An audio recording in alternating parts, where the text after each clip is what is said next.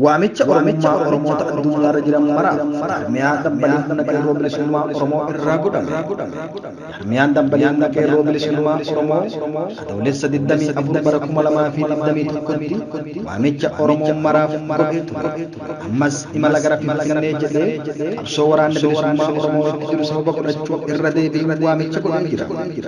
Miyaan dambaliin qeerroo bilisummaa Oromoo caamsaa 11 bara 2020tti hundeeffame hanga har'aatti marsaa tokkoffaaf waraana bilisummaa Oromoo deeggaruun isaa beekamaadha. Ammas marsaa 12ffaan itti fufee deeggarsa waraana bilisummaa Oromoo sassaabaa jira.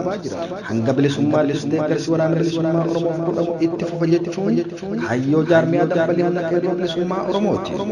Akkasumatti jaarmiyaan kun waamicha waraana bilisummaa Oromoo yeroo adda addaatti godhu bu'uura godhachuun hawaasa Oromoo biyya addunyaarra jiraatan maraaf waamicha gochuu itti fufa.